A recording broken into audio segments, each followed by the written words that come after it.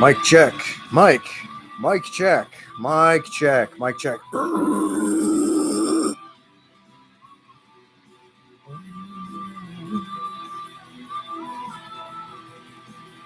Mic check.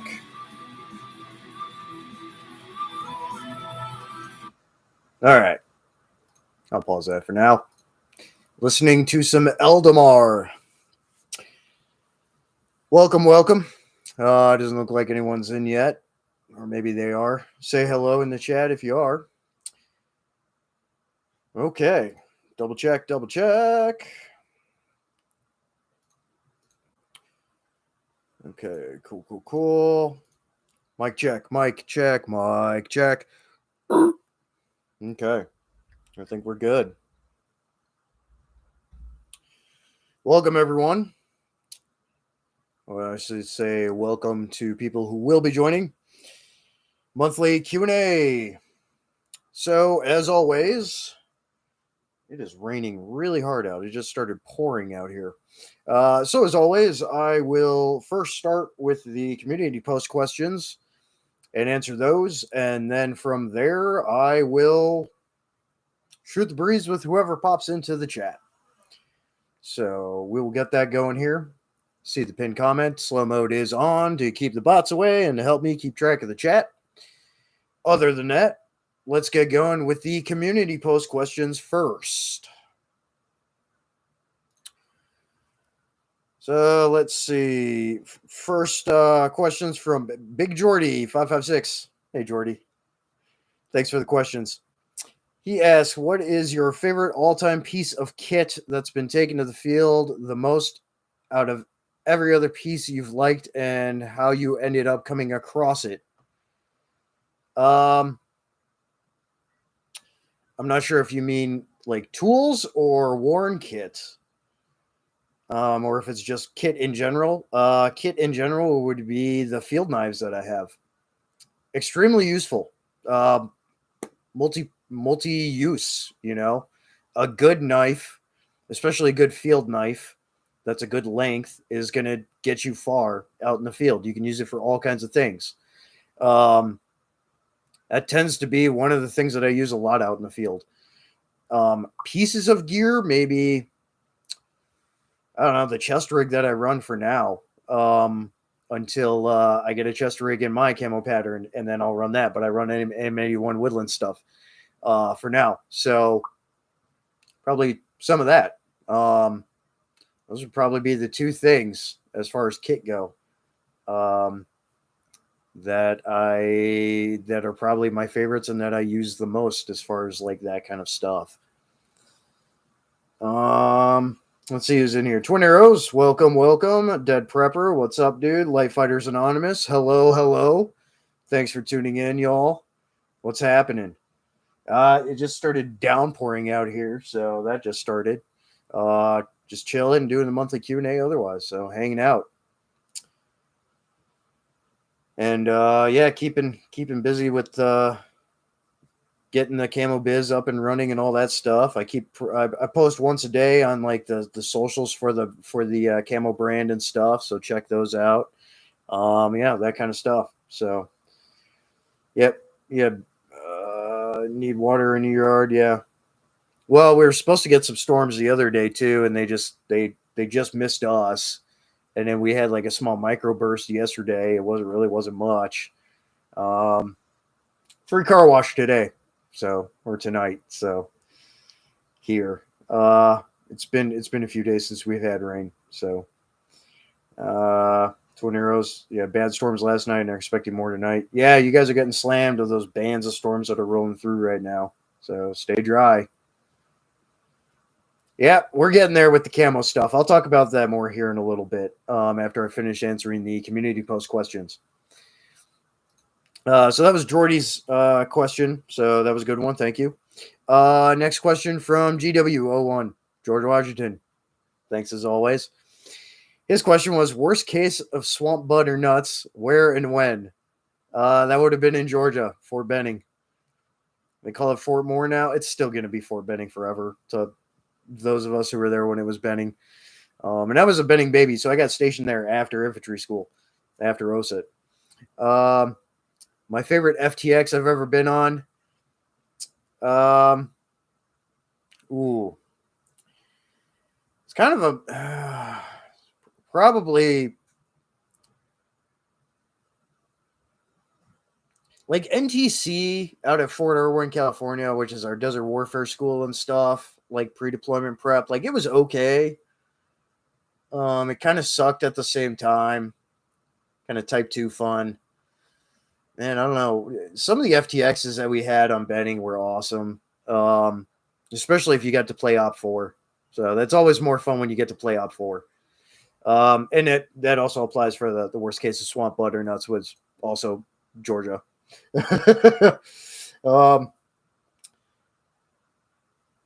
Just answer some of your question here, George Washington. Thanks for tuning in. All hail for XT. Appreciate you. Hey, Sassy. I'll get to some more of this post stuff here. Okay, everyone's just saying hey to everyone. Cool. Any new updates with the camo? I'll talk about that here in a little bit. And then George Washington said I should be on the next SEER challenge, just saying. So I'm involved with SEER challenge in other ways. I've done SEER, actual SEER, 2 different types at 2 different times. I don't want to do SEER again. Not unless I absolutely have to in a situation where I need to use SEER. But I contribute to the SEER challenge in other ways. I did music for Randall that he uses in the SEER challenge and for the Grunt Proof soundtrack. And things like that. And then my camo brand for XT, I'd like to be one of the sponsors for the upcoming stuff that they'll be doing in November for the next season of SEER. So I'll be a sponsor, much like Morgan, Winter Warfare, and a lot of those guys. So I'll be contributing in that way as well. But as far as being a participant in SEER, I've done it twice before. I don't want to fucking do it again. It's a good group of dudes, and I want to go hang out with them and stuff. But no, I don't want to be on that end of it. Again, it's not enjoy. Again, type 2 fun. It's not enjoyable.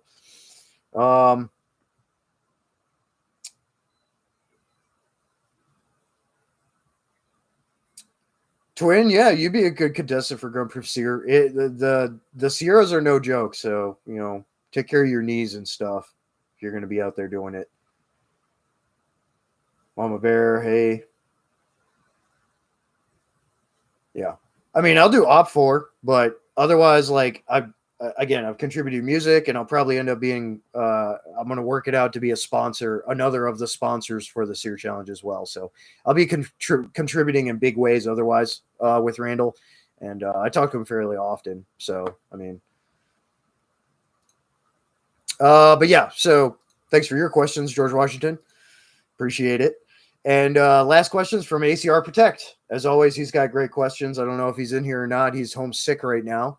I had a great holiday weekend. Yeah, it was pretty uneventful. It was good though.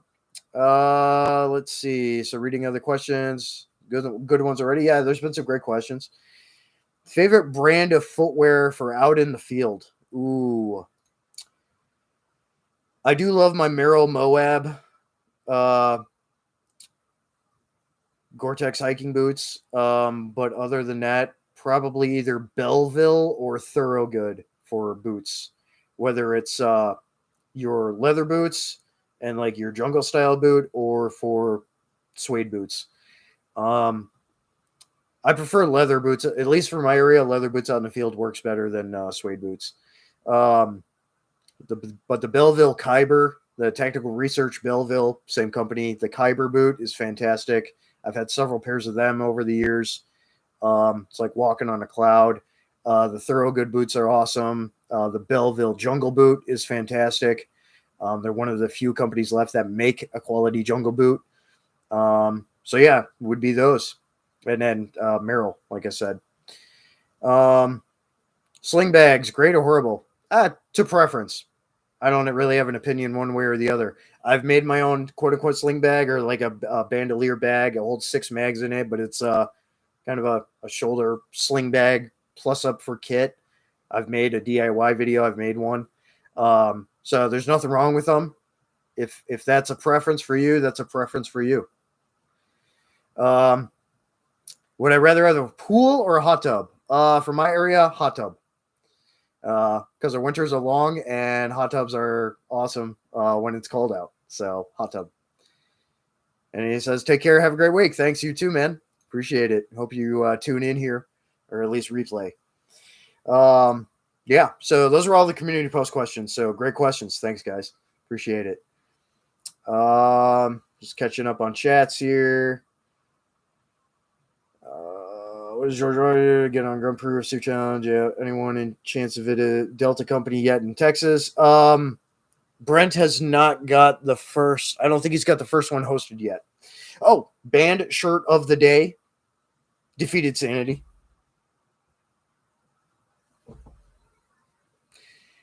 Beer of the day. Ultra Brew Hefeweiss beer. White ale. This one's only 4.5%, but it is delicious. So cheers. It is happy hour.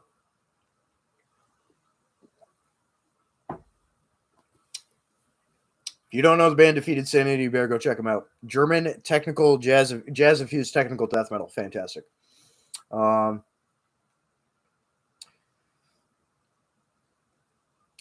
Need to looking forward to being in Texas. Light fighters training. Whether, yeah. There's a big event coming up soon. They've been planning for it, so they haven't hosted anything yet, but that one's coming up. Brock, Light Fighters Anonymous. He wasn't here. I don't know if he still is. He's kind of co-hosting that event. That's going to be big. Sassy, you have a sling bag, but it's not comfy. Yeah, finding the right one that is, is half the game with a good bag. Technical Muffin Top, Kipper Gang. What's up, dude? Thanks for tuning in. Kippers. Yes. All right. Caught up with the chat. Awesome. Appreciate it. Glad y'all are tuning in. Questions in the chat, topics of discussion, fire away. I answered the community post questions and all that already, so we're just kind of shooting the breeze here for a little under 2 hours. 20 Rose asks, what did I think about Ozzy's final concert or Black Sabbath's final concert? Bittersweet, but they had a damn good run. I mean, they're all in their what, freaking 80s now? 70s, 80s? So, yeah, retirement is well earned for them. And then like some of the videos, like Judas Priest covering War Pigs and stuff, doing a music video for War Pigs, like that was awesome. Like, yeah, it was cool. I mean, it's sad to see, and it is bittersweet, but at the same time, they've had a hell of a run of it, and they've literally left a mark that will be eternal for as long as humans exist. There's an entire subgenres of music that were created out of Black Sabbath sound. So, the legacy is eternal. So that's definitely a cheers to that.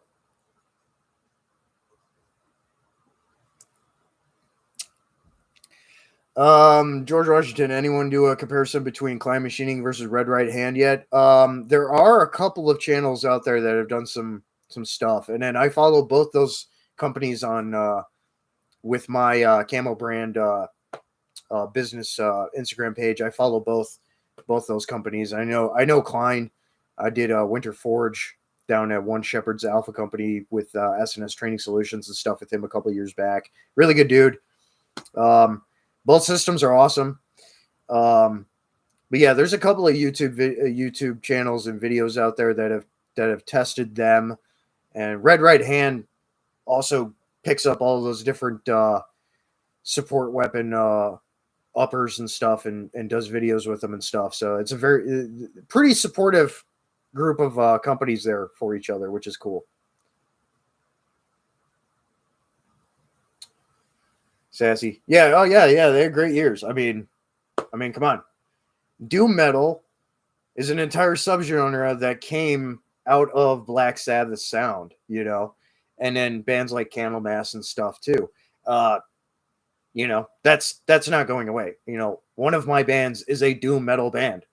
direct influence from Sabbath, among many other great bands like Ahab, Buried at Sea, Bell Witch, you name it, you know. Yeah, great band. Love Sabbath. One of the classic bands that you can go back to their albums, and especially the older stuff, and you know, it doesn't get old. Even though some hit songs have been played ad nauseum and they play them in freaking stadiums now and stuff. Whatever. Like, those albums are just quality albums. So, you know, nothing wrong with that. They have left an indelible mark.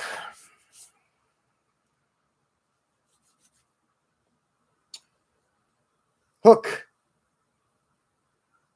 welcome. I look like Isaac 556 by 45's better looking cousin. I have no idea who that is, but I'll take that as a compliment. Thank you very much. Appreciate it. There are so many channels on YouTube I can't possibly follow and watch them all. So I appreciate it though, Hook. Here, I appreciate it. That's funny. I apparently have found my doppelganger as well, which is funny because it's a dude in Finland, and we look insanely similar. Another Finnish friend of mine pointed that out. He's like, "You look like this guy a lot," and we're like, "Yeah, we do look a lot alike."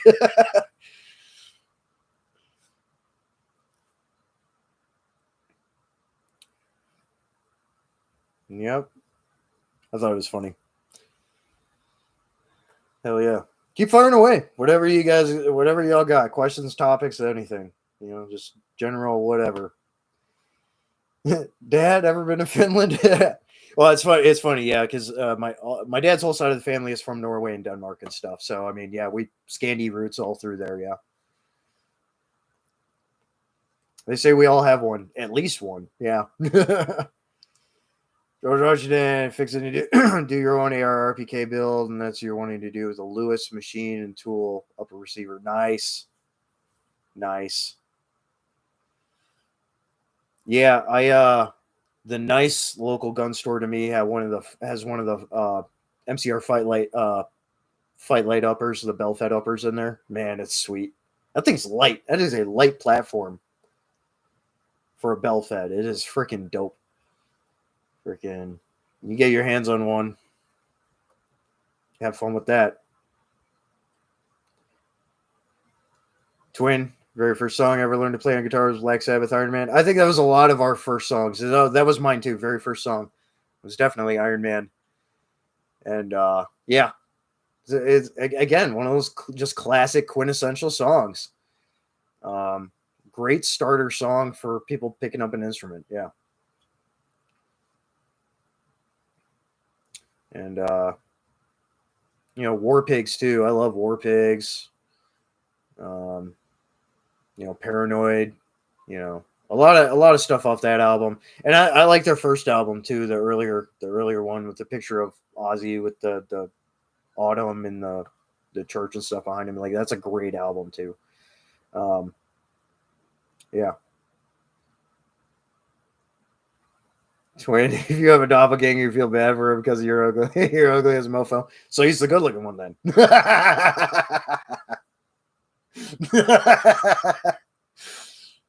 That's funny. That's funny.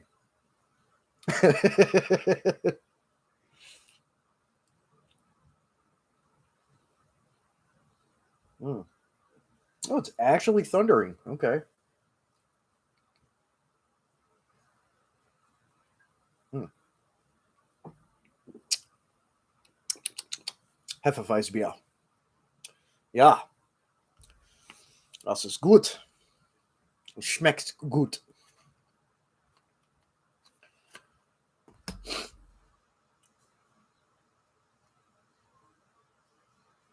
A lot of lightning there, feed breaking up. Yeah.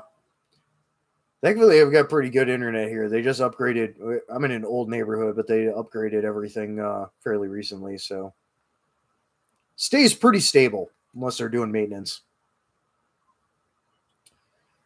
We're ARPK with the super safety. Nice. The new Atreus Super Selector is pretty cool too. I think certain platforms that can be a little, they're kind of working the kinks out with some of it, but like standard AR stuff, it's good to go too. Sassy tower 2 blocks away. Oh, you're on Wi-Fi. Well, that's part of the problem.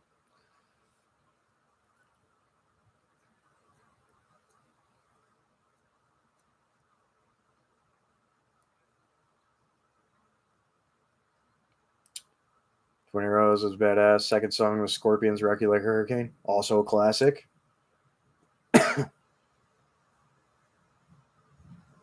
Also a classic. Let's see. And then some old Rob Zombie songs too. Those are always good starters on guitar as well, like Super Beast and stuff. Those are good. I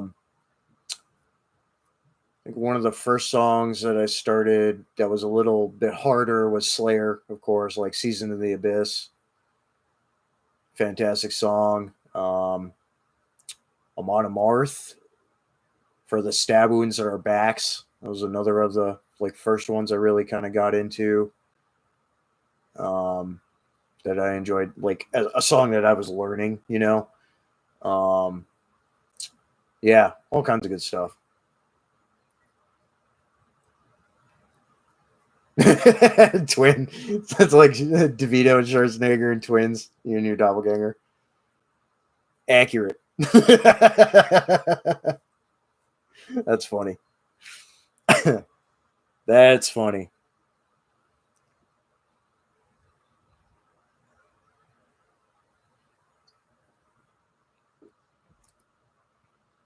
Keep firing away, folks.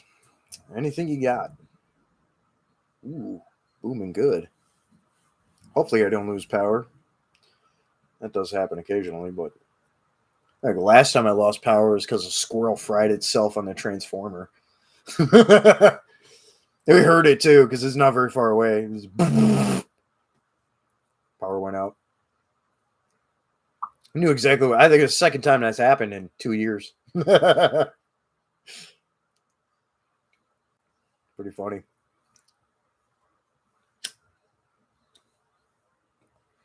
Smoke him if you got him. Questions, topics, everything. Fire away. Keep going.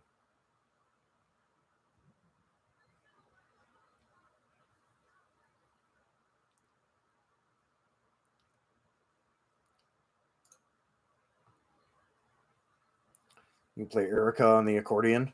That's pretty sweet.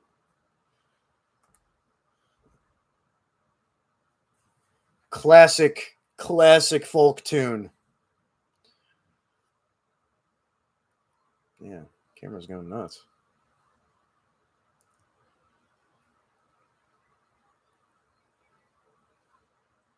Accordion. That is one instrument I haven't bothered to try and mess around with. We got a lot of other instruments to include traditional horns like a galahus and a buccal horn and stuff, and traditional shaman drum over here, and all kinds of other stuff apart from guitars and all that. I got a Irish tin flutes, um, Jorvik pan flute. Yeah, got a bunch of instruments. Remo Thunder Tube, that thing's cool too. Twin Arrows, any recommendations on a bass? You can play guitar a little bit, but your fingers are so big, you're thinking about switching to the bass. Yeah, get a Ibanez Ergodyne, or really any Ibanez model. They have fantastic basses. That brand is excellent for bass guitars. I've got an Ibanez Ergodyne as well, bass, and yeah, solid instruments. Twin Arrows, what was the hardest song for you to learn? I mean, I didn't learn too many songs from other bands. I like learning certain things and techniques and stuff, and I'll watch live videos too to see how someone plays something and stuff. Very visual, mechanical learner like that as well. Um, Honestly, Slayer Seasons in the Abyss, because it's such a long song that makes that song difficult to remember everything. But I would say otherwise it'd be stuff that I've written is actually really hard. Raining Blood, great song. Fucking great song. Dead Prepper, how many instruments do I play? A lot. Let me think here. So play guitar, play bass. Had a drum kit growing up, and I can still play drums. I got pretty good blast beat chops still. A number of traditional instruments. I can play piano a little bit, so probably somewhere around 12 to 15 instruments that I've gotten my hands on, both conventional and traditional. Apart from the voice as well, throat singing, I can throat sing, which technically is an instrument too. So yeah, a good number of instruments. Yeah. And then obviously I know how to write and songwrite and compose and everything too. So, which by the way, new Eldarion album is coming soon. Finally heard back from the label, trying to work some things out with them. And the Aposticum album is coming soon as well. So it's going off to mix master, I think, end of this week. So, George Washington is speaking of folk tunes. You want to learn how to play banjo so you can play bluegrass. Banjo's not easy. Another instrument I haven't bothered to get my hands on, but it's pretty cool. Like clawhammer style, or what kind of finger style you want to play. Banjo's pretty legit though. It's not an easy instrument to play. Twin, there's folks in North Carolina that would have ate that fried squirrel. Oh yeah, no, I mean, ate squirrel and rabbit and all that as a kid. I still eat rabbit time to time. Used to hunt all that with my grandpa back in the day and stuff, and various birds and whatever. Yeah, it's good eating. Tin Man Metal, hey, thanks for tuning in. Just got home, grabbed a shower. What did I miss? Not too much. Shooting the breeze, answering questions, and talking about topics that people throw in the chat. Drinking a Hefeweiss beer. Gluten-free one, of course. The brewery finally finished their expansion renovation, so they're brewing their other beers I like again. So that's a win. Yeah, shooting the breeze. Speaking of thunder, starting here. Yep. Yeah, drums are awesome. They're fun. Tornado just looked at radar. I have a Dolly Whopper coming in. Ooh, and you guys have been getting slammed. Tornadoes, your guitars and Ibanez. Nice. Yeah, their basses are awesome too. Yeah, I quite enjoy the Ergodyne basses. Dead Prepper. I do like venison, yeah. Yeah, if I'm gonna make like a sausage or like grind it up for like venison burgers or something, I'll add pork fat to it. But yeah, I like venison. Venison's good. I'll eat just about anything. So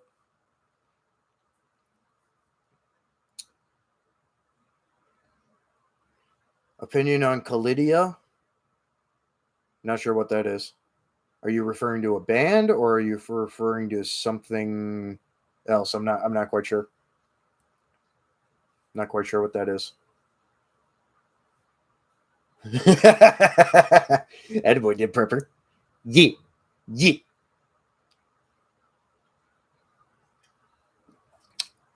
Italian metal band, female singer.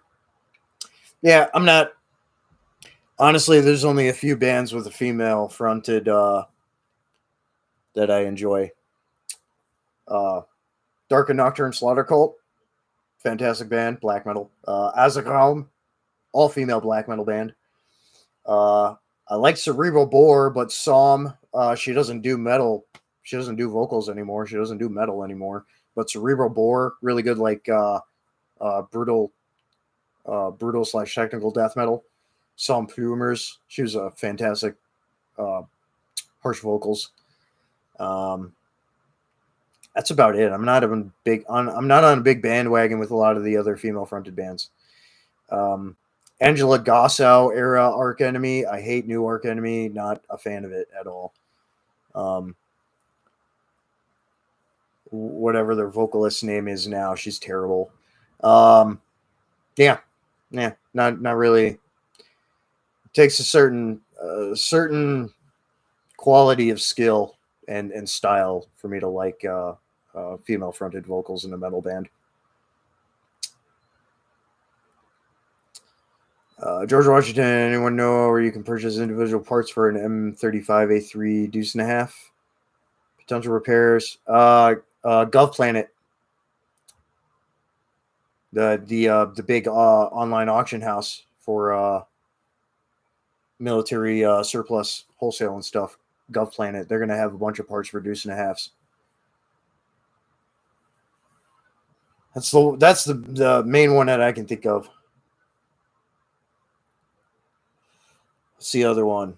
Uh, is it like Feshheimer Brothers or something like that? It's another one of those big auction and retail platforms. But Gov Planet's going to be the biggest one. Direct. Yeah, parts are getting hard to find. It's pretty much you have to like get another one at auction or whatever, or find a really low priced one, and then just you know scavenge the parts off of it. Basically, then you can sell the rest of them or whatever. But yeah, it's hard to find. Dwindling numbers because a lot of them are getting sent overseas, and the rest have been bought up. And there's a small amount of deuce and a half truck surplus now because everything's switched over to the newer Oshkosh vehicles and some of the other companies that are making them and stuff. The newer transports and stuff.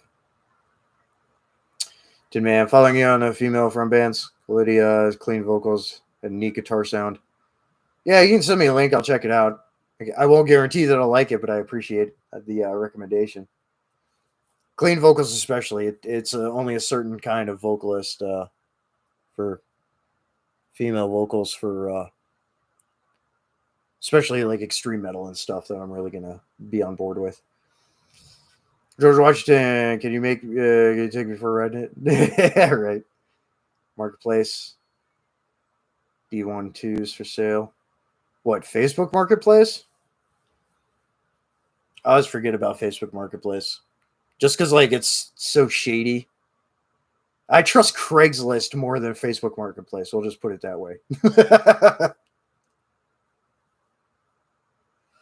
Facebook Marketplace just seems to have way too much shady stuff going on. They're like shady people putting stuff on there that'll try to scam you or rob you or whatever. You got to be really careful with some of those platforms. If you want to get like for a military vehicle, get parts, you should always try and find one of the auction house wholesalers and stuff.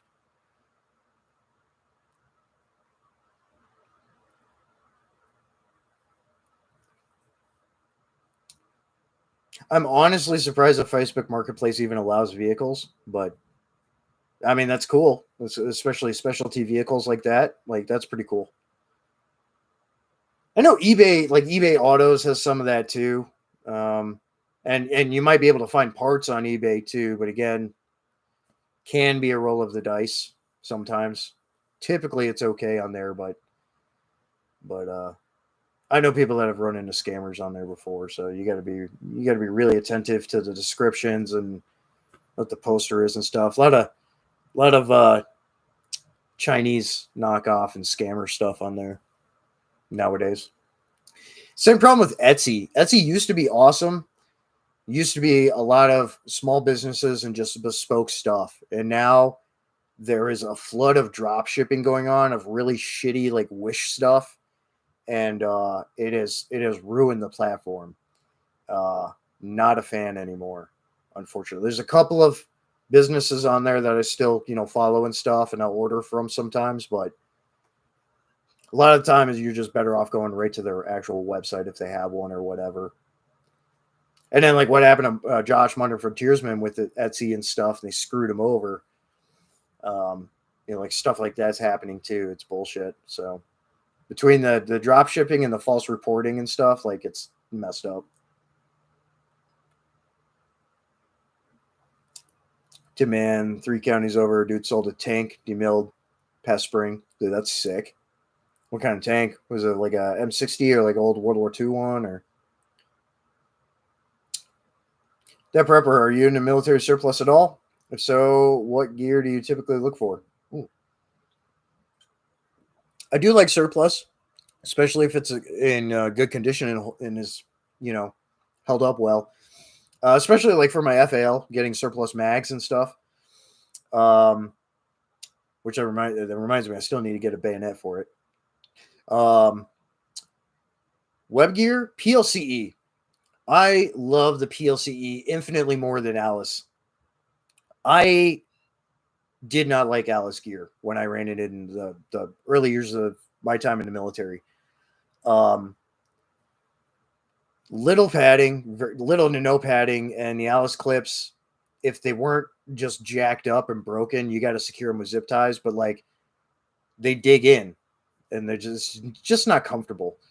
The harness is not comfortable on them either, compared to like a PLCE. So your British or Aussie variant LBE systems, the harnesses on those are way nicer.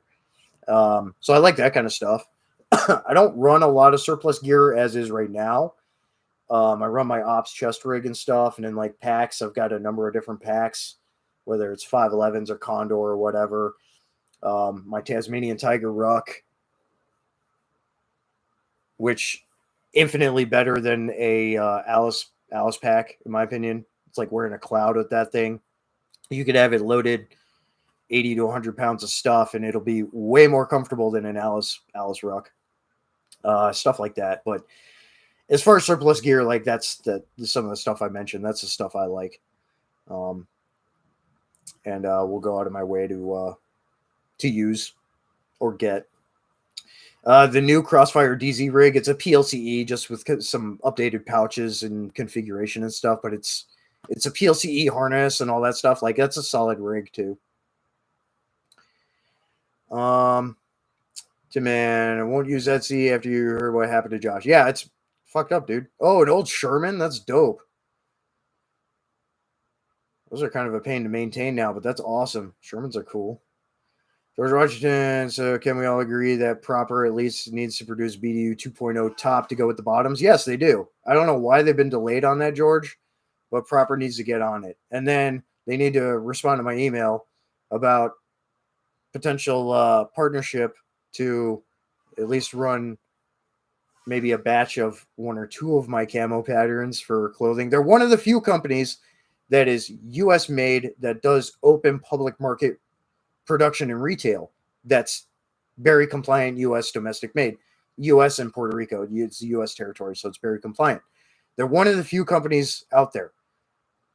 I have not found another company that's willing to do a partnership that has their own retail platform for the frag tee patterns for uniforms specifically.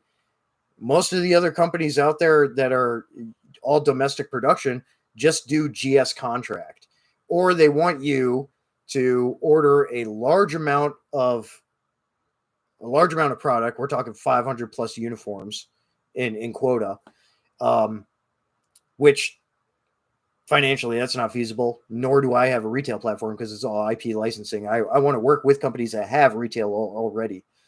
That's how I'm structured. So that's been one of the biggest hurdles, is trying to figure that out. But yes, proper 2.0 top needs to happen for the bottoms.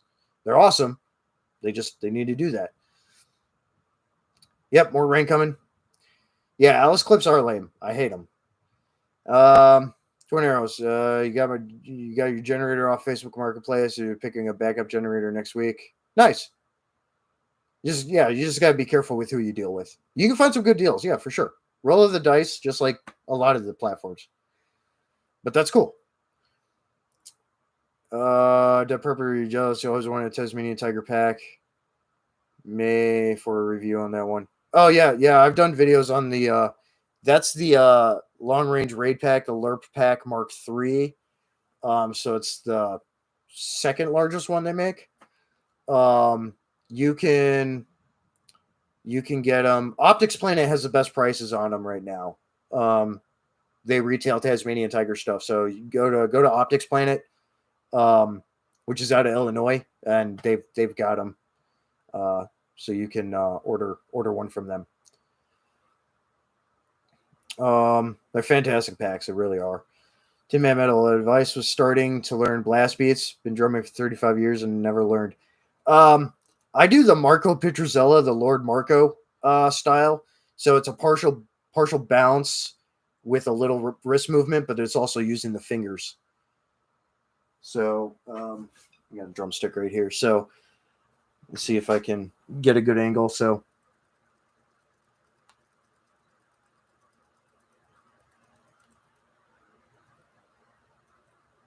you're kind of using a little bit of rebound on the stick and a little bit of wrist motion, but then you're also using your fingers.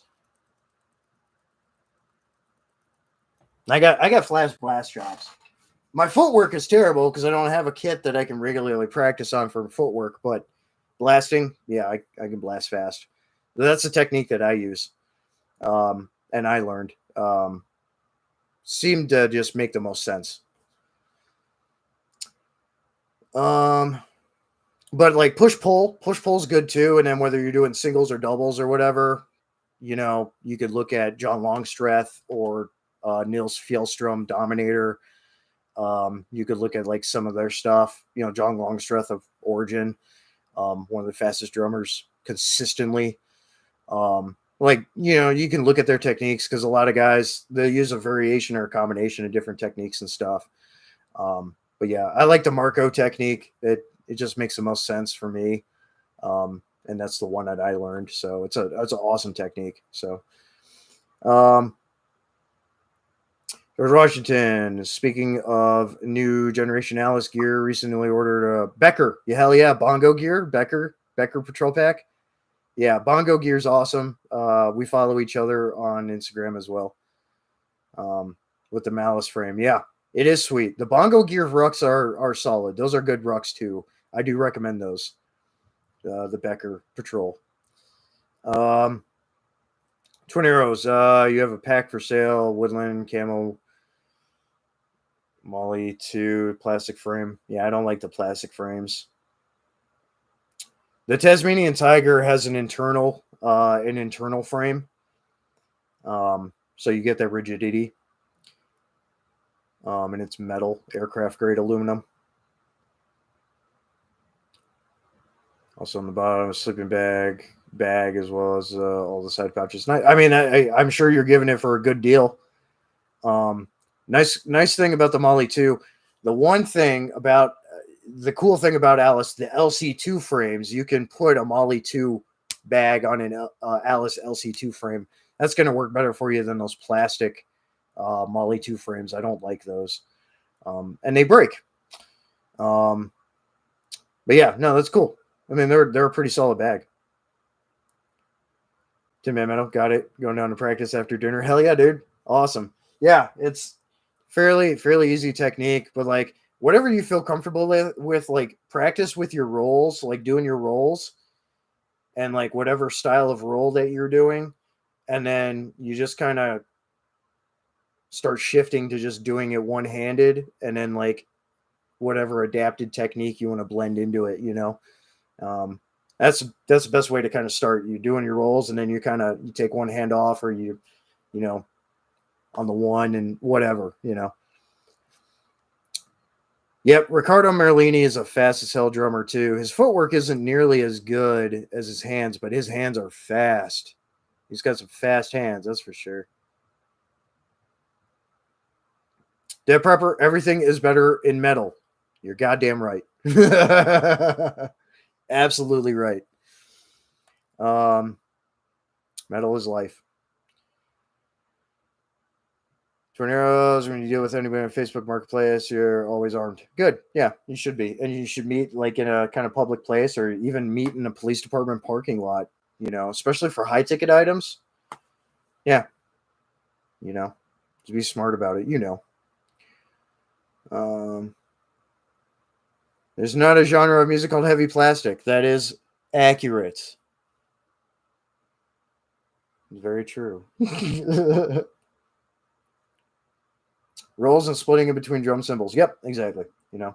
That's kind of the foundational thing because in order to do rolls, you're already blasting. It's just changing off kind of a little bit of adaptation of style into single hand rolling, but it's blasting, and then whatever your other hand is doing. So I mean, I would assume and foresee that Tin Man, that you would be able to get blasting down pretty much no problem. And I mean, old school blasting, like hammer blasting, which what you see with the old school death metal bands, Cannibal Corpse and Suffocation, all that way back in the day.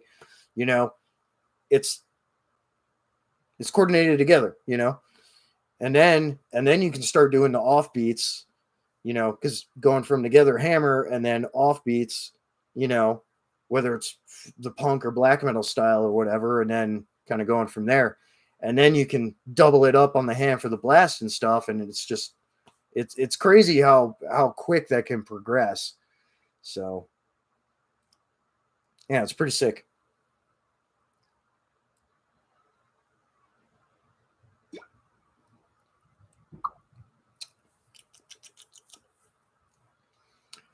This is awesome. Great conversations we're having here, guys. Topics and questions, keep them coming.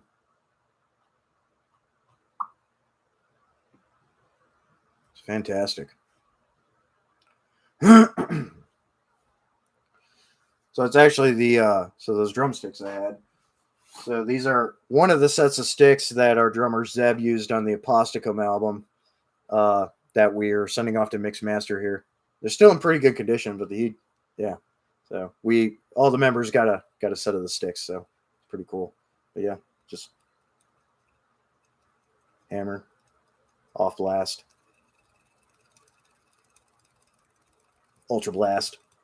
Just it's just a whirl. It's just a fucking blur on this camera, but yeah. You're gonna go full breakdown later? Hell yeah. Hell yeah. Dead Prepper, what do you listen to outside of metal? No, I don't listen to The Offspring. So I listen to a number of things. I like 80s goth rock, obviously classic rock, classical music, big classical music guy. Folk, neo folk, whether it's Gordon Lightfoot or Rome or stuff like that. Some dark ambient music, stuff like that. Yeah, that's what a lot of what I listen to. Some of your '90s like grunge and stuff. Like I like Alice in Chains and stuff, but Smashing Pumpkins is okay. Billy Corgan is a interesting fella. Not a big fan of his voice. I like Eddie Vedder, Pearl Jam. I like his voice more than Billy Corgan's. Pearl Jam's all right, but Alice in Chains is definitely my favorite of the big four grunge bands. I mean, there's a number of other good grunge bands from that time, but I listen to some of that. But like a lot of that other stuff I mentioned, though, when I'm not listening to metal, and then like world music and tribal music and things like that. I do like a lot of that too. So I'm a pretty cultured guy when it comes to that. I don't like a lot of the mainstream stuff. So.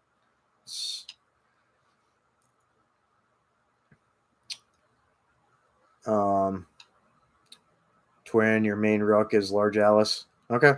If it works, man. Taping extra foam padding on the frame, the exposed frame though, godsend. Closed cell foam. So like EVA foam is a godsend. It's a game changer. You may sweat a little bit more, but it's going to be a hell of a lot more comfortable for you. Apart from the padding upgrades like from Tactical Tailor or whatever. Tin Man Metal. Don't lie, you love hair bands, glam rock. Like old like Candlemass. I mean, again, one of the progenitors of doom metal and the extension past Black Sabbath. Candlemass is great. Not big on the hair bands. My mom was a big hairband listener back in the day. So I heard that growing up and everything. But yeah, not glam and not glam and hair. Not really. Now thrash, like Municipal Waste and all that. I mean, that's all fun. Yeah. So I listen to all kinds of stuff, but not a lot of your radio play or mainstream music. Otherwise, I don't like most of that stuff.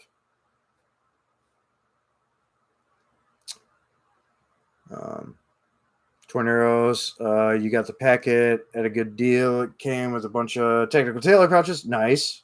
And an IFAC. If anyone needs a good pack, give it to them for free as long as you can help somebody out. Well, I'm sure somebody in the chat, maybe here or in one of the other groups that we're in, I'm sure somebody would graciously accept it or throw you some ducats for it, you know.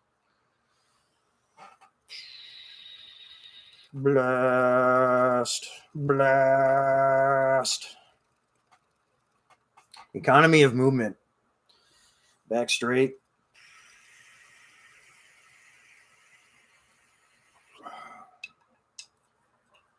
I'll put those away now. I'm done playing with those.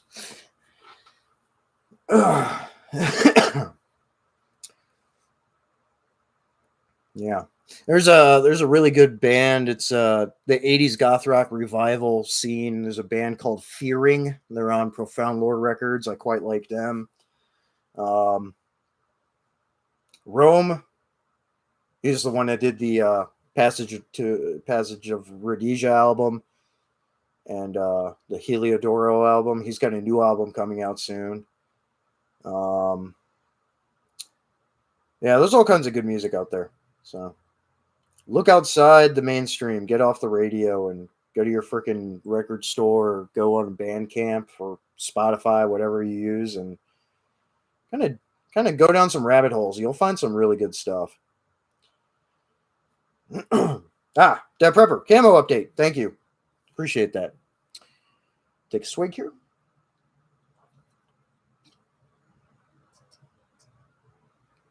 Yeah. Okay. Camo update. So I got just raw fabric samples of their deniers of nylon from the printer that I'm trying to work with last week. And they were closed. It got here in the mail last week. They sent it out the week before. All last week they were closed for one of the 2 times of the year that they closed down for a week to do cleaning and PMCS maintenance on the machines and all that stuff. Send them an email this week. Yet to hear back from them. But as soon as I get communique back and everything, and we can start moving forward with that, we'll start the final signing off on documentation and everything and all the legal process and all that. And then I'll send them the high quality images, files of my camo patterns, and they can start printing them on their digital printers. So then with that process, once that's finished, I can finish the steps of the licensing agreements and partnerships with the couple of companies that are already ready and standing by to finish those documents and then order yardage of material to make products. Tact Wrap. Go check them out. TACT Wrap. Tact Wrap. Go check that company out. Awesome products. They make adhesive wraps of 500 denier nylon adhesive backed wraps for your rifles, your stocks, your scopes, magazines, all that stuff. They have a bunch of patterns and they want to pick mine up too. Pete's an awesome guy, the guy who owns Tact Wrap. Dylan and Citadel Defense. He makes chest rigs. He'll be picking up patterns as well and making products. Bug Out Bushido is getting his business up and running. He'll be ordering stuff to make chest rigs, pouches, plate carriers, all that stuff.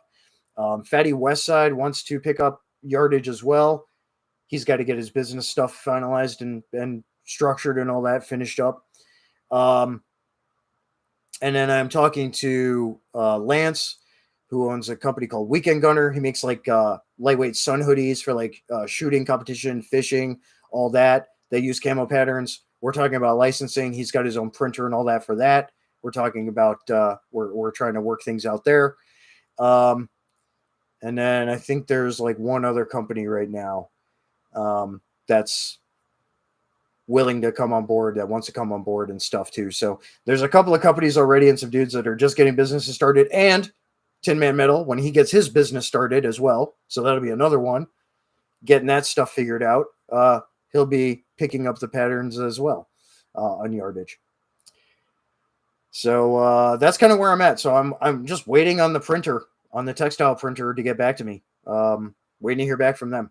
So hopefully this coming week I'll hear something. And then we can kind of finish that process and then finally get the other steps done, and everything will be off to the races. Grit and Grace, never get notifications. Yeah, I know. Even when you have them turned on all the way, YouTube doesn't give a shit. I'm glad you popped in, though. Thanks for tuning in. George Washington got the Nizumi chest rig. It works well, especially if you're also using belt kit. What Citadel defenses, or do you mean linchpin supplies? Linchpin, Coyote, and them. So they're kind of taking a break with linchpin right now. I know he's trying to find a U.S. manufacturer, a seamster manufacturer, to make their goods for them again. Yeah, I think he's trying to source that back to the States, which I appreciate and applaud him for.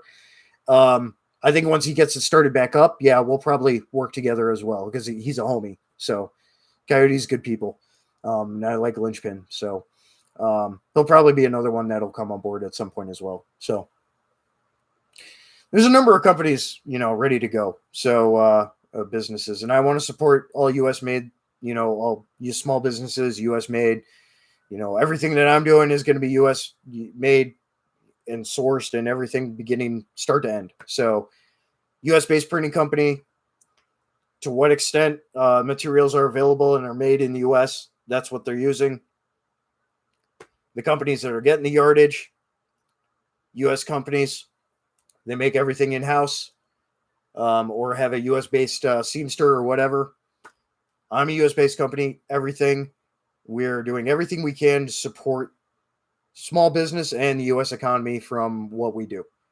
So that's the whole point or that's a big principal point of all of this, and picking who I want to work with, because that's important. So there's other camo companies out there that have decided to. I mean, I don't know what their principles and views and values are, but some of them, especially the veteran-owned companies and stuff, they're sacrificing principles to work with TA production, to overseas production on stuff.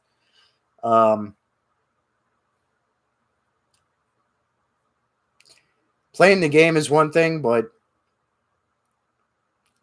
the other things that are at play, especially with the economic warfare going on and everything right now, think what you want about them. I'll just say that. I'm not going to say anything positive or negative.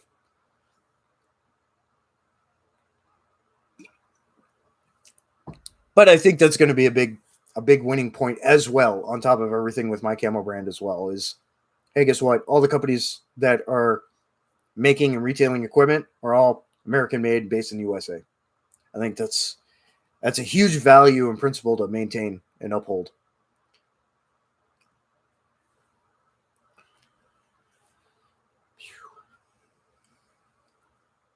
Well, I guess the thunder let up. Still kind of raining out, but not as hard as it was. Keep them coming. Questions, topics. Keep it rolling. This is great. We're already an hour in. Hour left. Let's keep her going. Fire away. Whatever you got. It doesn't have to be about gear. Doesn't have to be about camo. It can be about music. It can be about art. It can be about beer. What the fuck ever. It doesn't matter. What do you got? What do you got? Throw it at me. Throw it at me.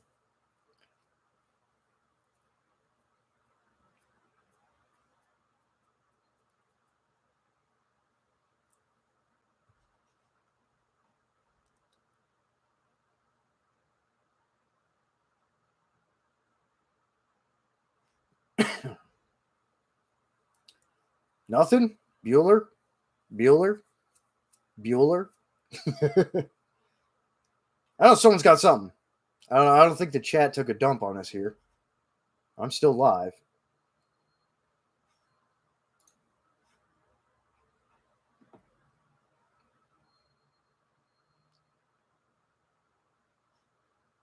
What do you got, folks? Fire away. Questions, topics, anything.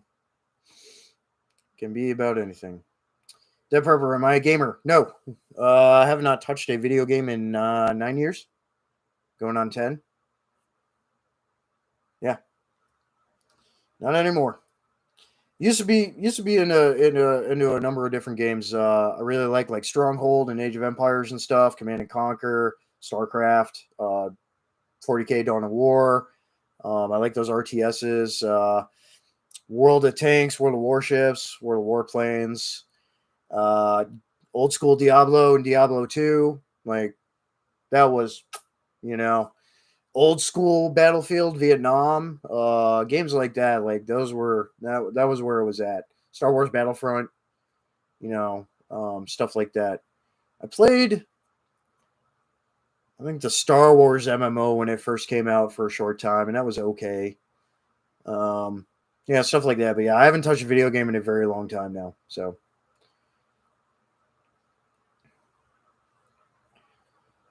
it won't let you send messages. Well, you just posted one.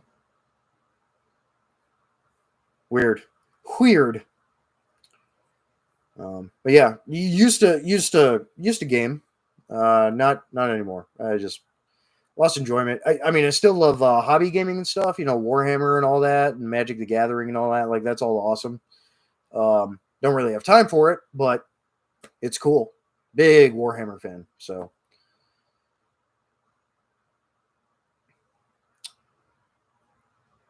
Hell yeah, Command and Conquer. Yep. Command and Conquer Red Alert, dude. Such a good game. Command and Conquer 64 on Nintendo 64. If anyone remembers that, there was a Command and Conquer version for N64. Same with StarCraft.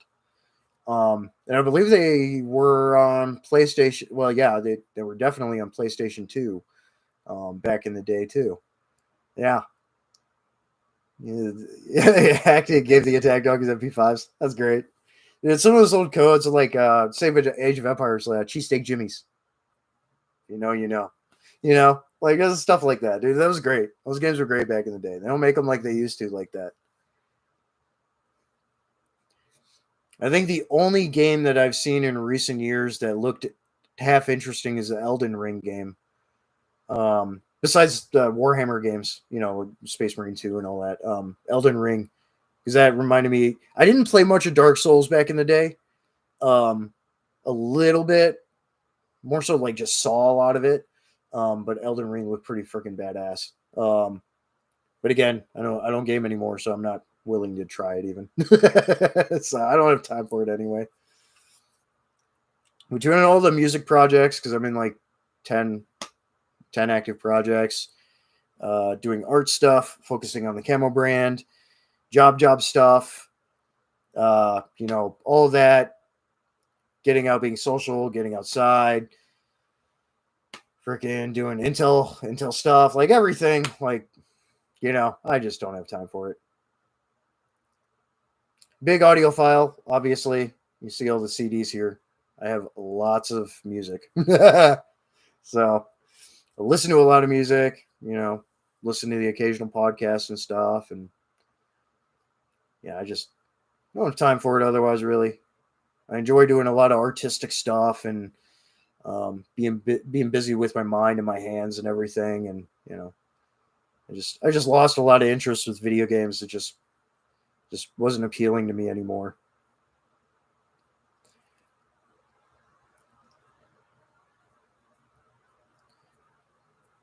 Keep firing away. These are great topics and questions.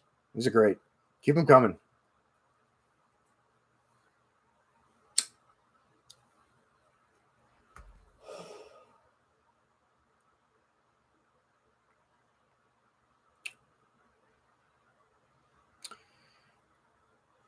Do.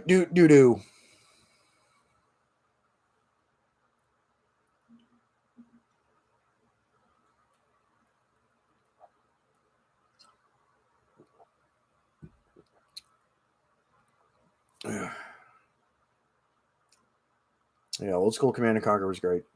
StarCraft as well. I know I didn't mention that already, but OG StarCraft was fantastic. Spent a lot of time playing that game. And Diablo 2. It's just hard to beat. One of my all-time favorite games. I will say, and this is a game a lot of people just don't remember, never heard of, or too young to have ever played. It was originally like 8 floppy disks, ran on MS-DOS. It was by the company Interplay Games. It was the Lord of the Rings series, the original Lord of the Rings series from like, no, is it like 1993, 94? Those games were awesome. There was a lot to do in them. Very, very large worlds, very large games. Um, Fantastic games. Uh, fond memories of the OG Lord of the Rings computer games. You can, I think you can find emulators for them out there now. Recommend trying it out because it's awesome. They're awesome games. The Two Towers one in particular was extremely hard, but it was such a fun game. It was one of the first games I ever played and played for quite a while, apart from the original Sim City that ran through MS-DOS. Yep.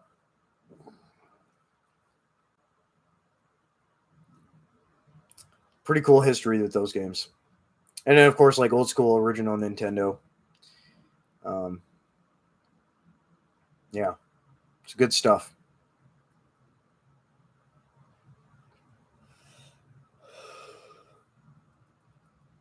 OG Nintendo. I mean, Ninja Gaiden 2, Mega Man 5. There was there was only like 2 helicopter games. One of them was like Apache or something, and there was the other one. I think it was called Tiger or something like that. I played that one a lot. Way back in the day. Yeah, games like that, great games. They just don't make them like they used to. You can call me a crotchety old man for that one, or a boomer, or whatever, but it's true. It's true. Although the remaster of Diablo 2 was pretty awesome, I will say. Didn't play it obviously, but I got to see a bunch of it, and that was cool. Dom VDG, howdy from Alaska. Thanks for tuning in, bro. Howdy from Wisconsin. Hope you're doing well up there. I know it's the warm season right now for both of us. Just a couple more months and autumn will be here, my guy. I am looking very forward to it.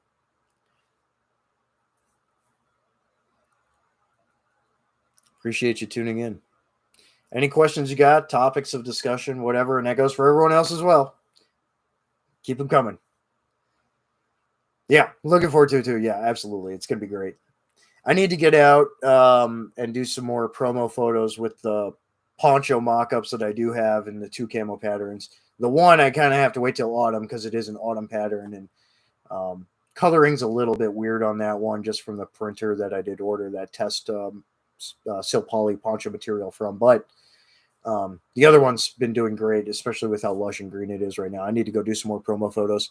Anyone who saw the thumbnail of this video, that was the test A pattern material for the poncho that I made up. It came out like the grays came out slightly blue, and then it's the UV protection coating that's on it as well, kind of is blue as well. So that kind of skewed the coloring. But once autumn hits, I'll get out and do some testing with it, and it'll work really well. So, lawfully armed, hey, thanks for tuning in. Appreciate you. Glad you're here. Y'all bully TMT to do a live tonight. Why is he not doing one? Or I don't know. I'm doing mine right now for another 50 minutes. I go for about 2 hours. But yeah, TMT, the hell, go do it live. Wait until I'm done though. No. I always enjoy doing the lives with TMT as well. And if y'all didn't see the live episode I did with Tin Man Metal and ACR Protect, go check that out. It's linked in community post that I posted. The link there. Yeah, it's always fun shooting the breeze with people and talking about anything and everything under the sun. So it's a good time. Dom, been doing 1 to 2 mile rucks at work at lunch. Feels good. Nice. Lawfully, RB thinks he needs family time. Hey, I mean, you gotta hang out. You gotta hang out with the folks, especially if you have kids. I don't have kids, but if you have kids, I mean, spend time with them now because I mean, at some point you'll be an empty nester and it'll come sooner than you realize. So make the best of it while you can. You know, while you got them around. You know, it is what it is. Sometimes you just need to take a week off or whatever from doing a live or whatever. That's fine. It's fine. Here.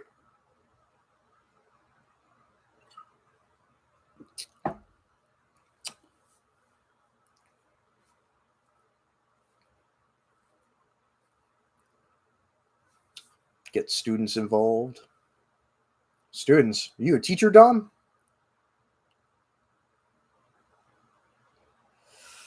Or do you just have acolytes of all things tradecraft?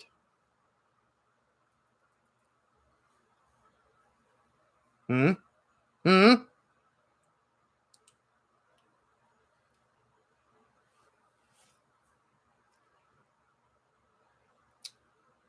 Keep firing away. Keep firing away. New class of cadets comes in next week. Ah, all right. All right.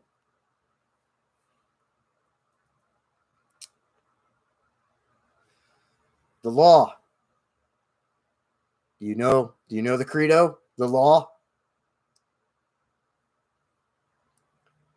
Dad Prepper. What was the scariest moment overseas? You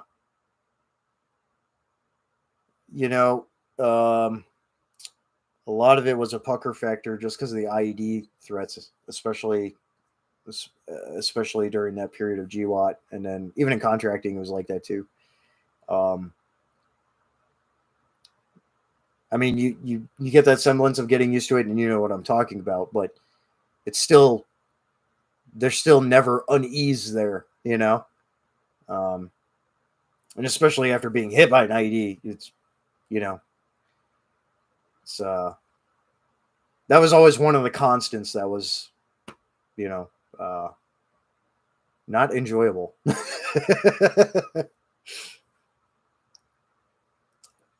Welcome back, Grit and Grace. Welcome back. Dom, you teach science at a military residential school. Oh, okay, cool. Like an academy. Gotcha. Or a school on base. I guess I should get some clarification there. We have a St. John's Military Academy here in my state. Um, hasn't been around quite as long as like the Citadel, but it's been around a long time. Um, as far as like a military academy school kind of thing goes. Jacob 2A guy, thanks for tuning in, man. It's an academy that's on base. Gotcha. Gotcha. Okay, cool. Cool, man. Science teacher, huh? Very cool. Very cool.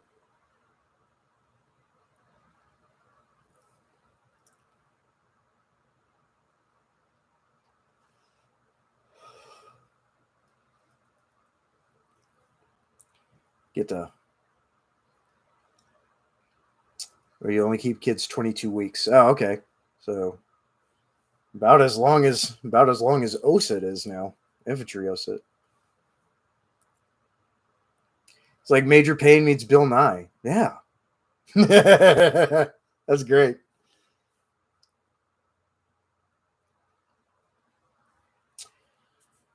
That's great. Jacob 2A guy, do you have a preference on rifle or carbine or like both? Typically I prefer a 16-inch or full length barrel length on a rifle. For other work that I do or have done and do with like PSDs and stuff, like, yeah, we'll use shorter package platforms and it's kind of meant for that, especially in and around vehicles and for a little bit more low profile use. But I prefer a more standard barrel length. So all my personal rifles pretty much. So my main AR 16-inch, AK 16-inch, my FAL 18-inch. So that's what I prefer. Yeah. Very much a major pain. Yep. You want to get, but yeah, just real back to you, Jacob. Yeah, you want to get the most bang for your buck out of your round performance and stuff, and especially for doing the things out in the woods and wherever. Like that's the best way to go. You hate Bill Nye. Why? I mean, he's kind of a goober. He's funny though. He is kind of a goober though, and the whole trust the science. You know what I'm talking about. Nobody trusted the science on that one. There was no longevity of testing. Killed more people than the actual illness did. Right. Exactly. I will agree there.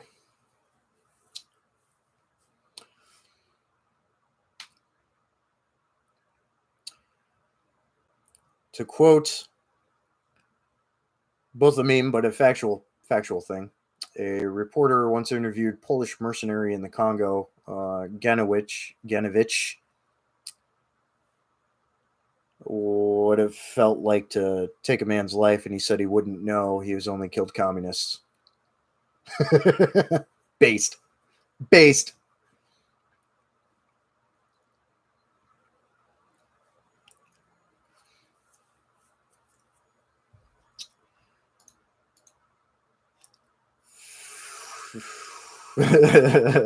Yeah. Keep firing away. Great questions. Great topics. Keep them coming. Keep them coming. I still got about 40, just under 45 minutes in the live stream here. So gets pretty rapid fire near the leg end of the live stream here. So keep firing away. Some great stuff here.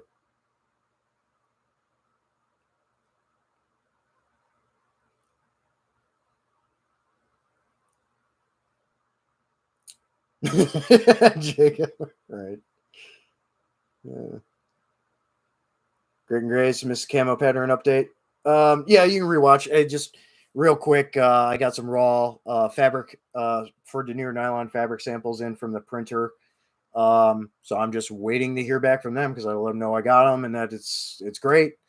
So I'm just waiting to hear back from them and then finish that process on their end, and then I can finish the process with licensing and partnership agreements with the goods and gear companies and all that want to pick up yardage, and then off to the races. So I'm in a kind of hurry up and wait pattern here right now. So kind of the long and short of it.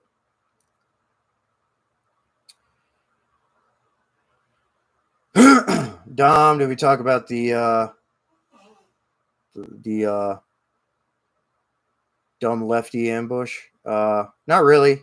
Forward Observer did an excellent in-depth video about it that I recommend everyone go watch, and there's a couple of parts to the series of videos he did on that.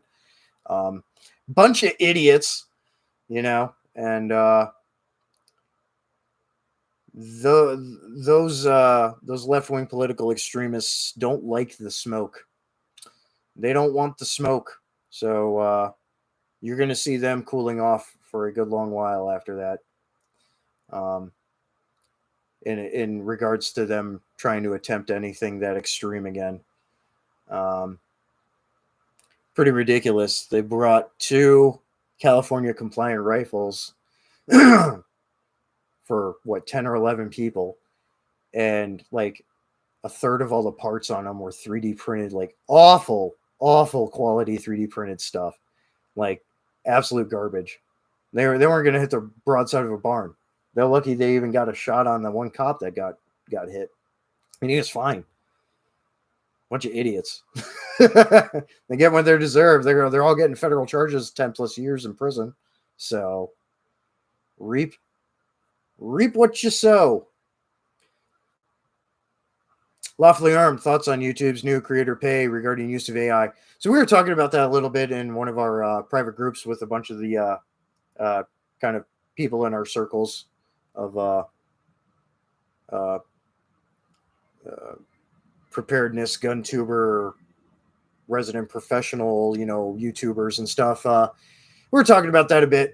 It's not just AI, it's focusing on AI stuff, which I think is good because I think AI in itself should have extremely limited application.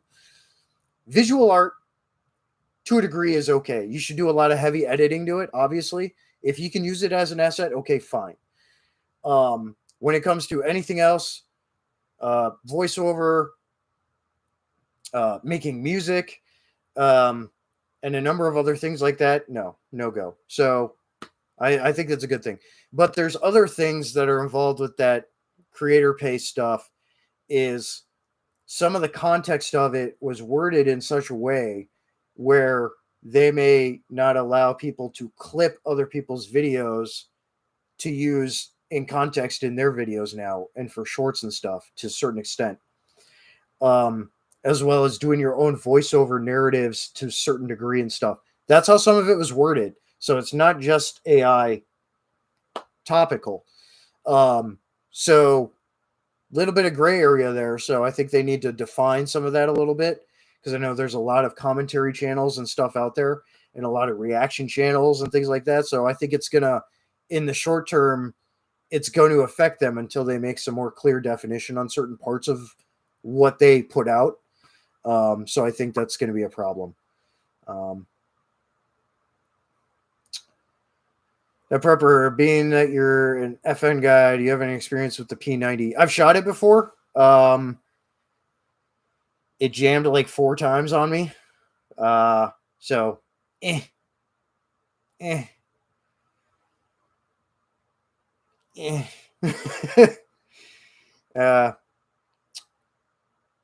FAL though, good to go. And I have a DS Arms FAL, by the way. It's a newer production FAL, but it's still FN model, Yeah, P90 I wasn't impressed with. The 5.7 round is anemic in itself, and yeah, the P90 did not perform well when I shot it. 2 different magazines, and they both jammed.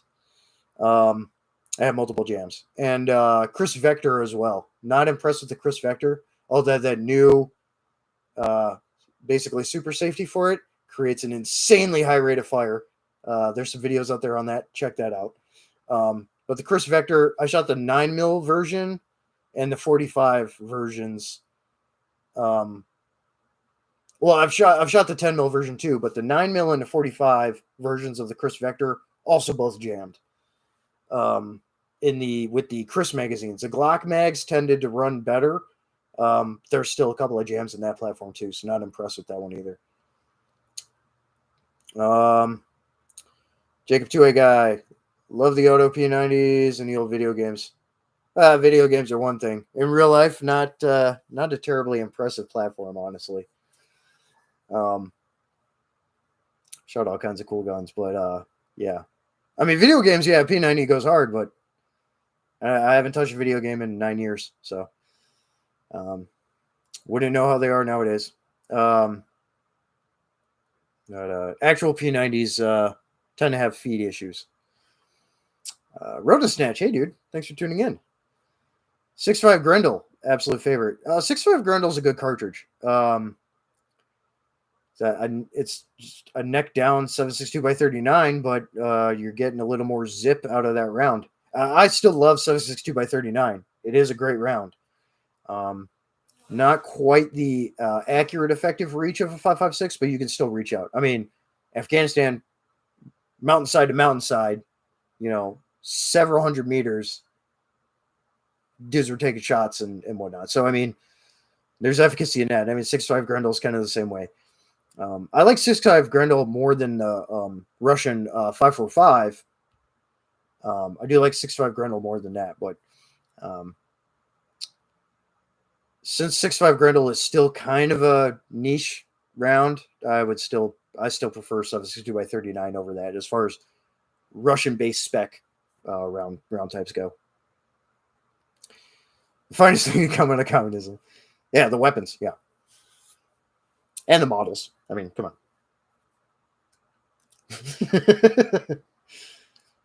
Some music, okay, Yeah, Ronan. You pretty much have to hand load for it. There's only a couple of companies that make 6.5 Grendel like factory ammo. It's not terribly common in the manufacturing space. Um, what's the price per round on the hand loading for 6.5 Grendel for you? I'm curious.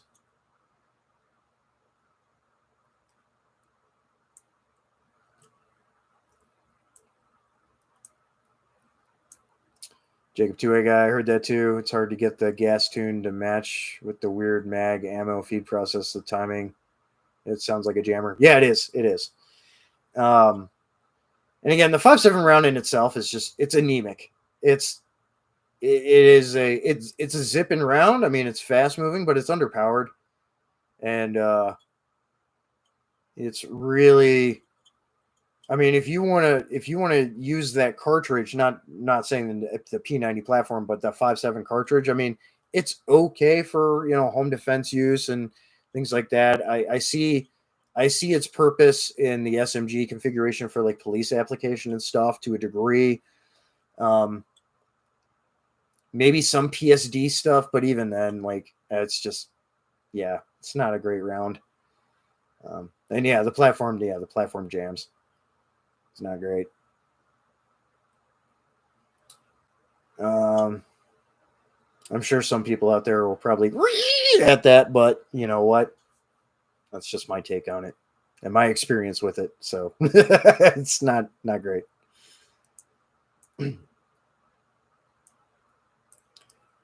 Like, why do that? Especially that kind of platform when a crink is not all that much bigger, or a real shorty boy PDW of some kind, or even a PCC of some kind in a different cartridge, like 10 mil. Bobby Bama, thanks for tuning in, dude. Hope you're doing well. Any questions you have, topics of discussion, whatever, fire away in the chat. Slow mode is on. That just helps keep the bots away and helps me keep track of the chat. But yeah, anything you got. Thanks for tuning in. Anything you got, fire away.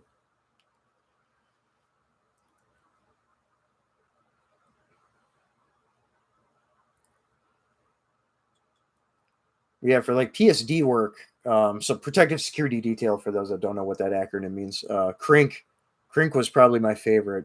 Shorty M4 platforms and stuff, like, they're cool too. They ran fine, but I don't know. Something about a Crink. I don't know. Lawfully armed. Did I have a wonderful Independence Day? Yeah, it was pretty good. Kind of hung out.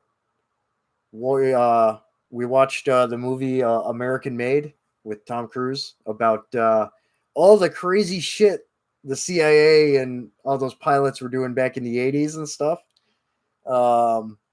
And into the early 90s, the late 70s or early 90s, I should say. And, all that. Great movie. Yeah, just hung out. Cooked a really nice steak dinner. Yeah, it was a good time. So that was good. Hopefully yours was good too, as well. 10 gauge, Roar, you're late. Thanks for tuning in. You old bastard. Hope you're doing well. Bobby Man, doing good, thanks. Okay, cool. Everyone's saying hey to each other. Awesome. Got about just over 30 minutes left in the live stream here. So questions, topics of discussion, keep firing away. The time goes by quick, especially when you have good topics that I kind of go off on tangents about. So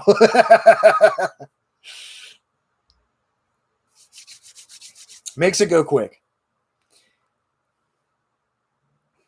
And then once I round this off, I'm going to go eat some leftover pasta. Meaty pasta.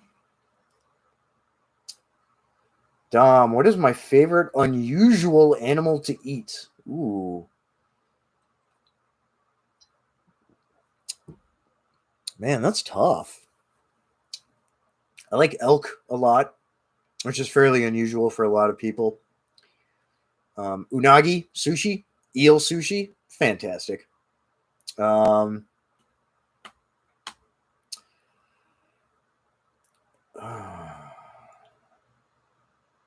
Yeah, probably those two. I mean, I eat all kinds of stuff, you know. I mean, snake is when it's cooked right, snake is awesome. You know, I like rabbit, like I like all that, you know, less common stuff that people eat unless it's like a regional thing or whatever. I like all that stuff, you know. But unagi sushi rolls are freaking delicious. I love sushi, so yeah, that's one of them. Eel. A lot of people don't like eel, so um, non-animal thing. I don't know. Salty licorice. Original licorice. Everyone says black licorice. It's just regular licorice. Salty licorice. Scandinavian candy. Awesome. One of my favorite candies. A lot of people hate it, so I love it though. All kinds of stuff though. Yeah, I am not averse to trying anything food wise. So uh, Jacob 2A guy 6'5" Grendel AR10 would or you mean 6'5" Creedmoor for AR10 platform would be 6'5" Creedmoor. They do have 6'5" Creedmoor AR10s. They have 6'5" Grendel ARs. Lawfully armed gluten free pasta. Correct. Yep. Delicious. Tastes just like regular pasta. It's good to go. Dom teriyaki monkey was my favorite, but it's been 30 years. I've had camel. As far as like overseas exotic foods, I've had camel, but never eaten monkey. Teriyaki monkey sounds interesting. I'd try it.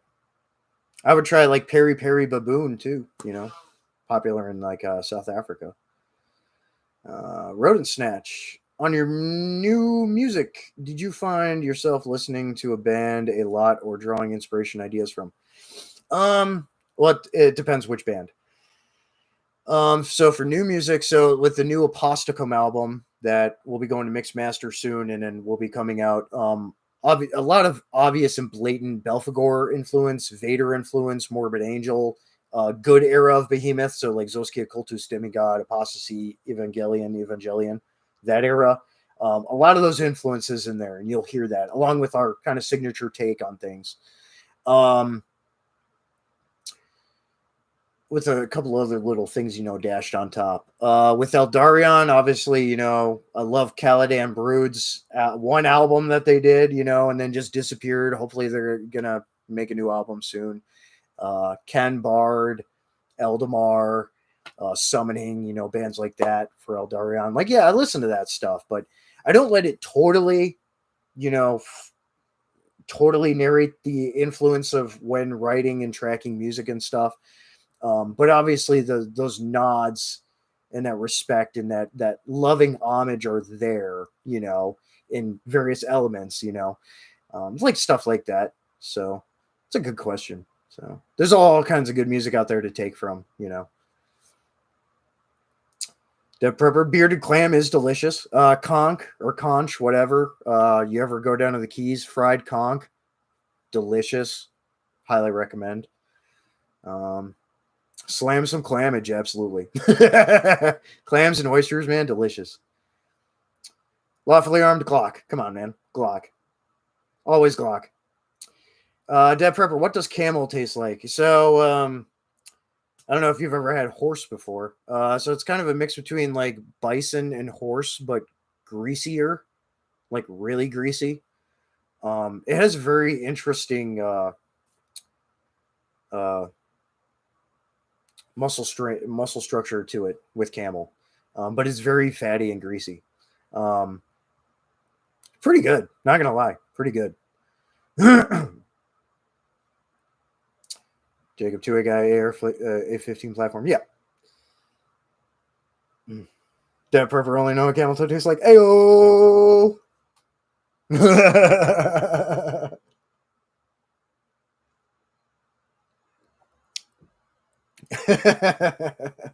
That's funny.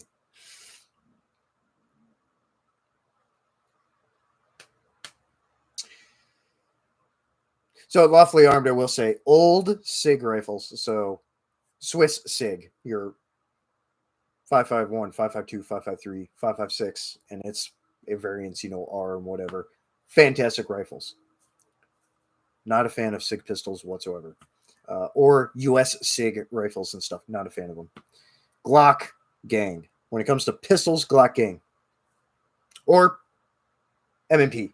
Smith & Wesson M&P. Fantastic pistols. Very surprised with how they've performed. I used one on my last contract that I worked with Triple Canopy. And then the 2.0s are just phenomenal. They really are good pistols. Ergonomically, in the grip and stuff, more comfortable than a Glock. But they both have just top-tier reliability. So Camel is really expensive. Yeah, because it pretty much has to be imported. I think there's like maybe one ranch in the States that has Camel that they sell to the actual meat exchange market. Rest of it's coming from Australia. There's a lot of basically wild camel in Australia, believe it or not.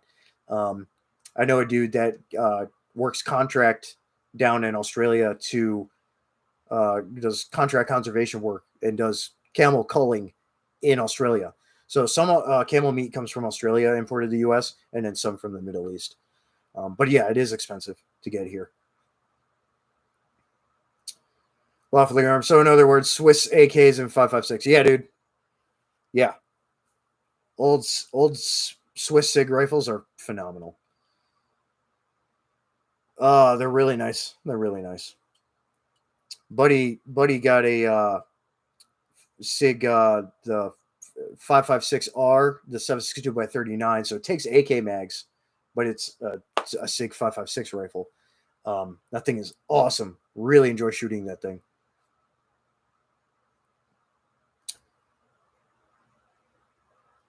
Lawfully armed. Jack out the back on YouTube does camel culling in Australia. Oh, cool. Yep, never heard of his channel. I know I've got a personal friend that does it, so that's pretty cool though. There's a number of dudes that do it down there, so that's pretty cool. Very cool. Yep. And same with the kangaroos. I mean, the kangaroos have become such a problem. They do kangaroo culling down there too. So, camel's invasive. The kangaroos are not. So, I mean, but yeah, they have to cull them both. I think it was getting to the point that dingoes were having trouble actually like maintaining their population in the country. It's kind of like with southern red wolves here, which is a very small population now. That kind of stuff.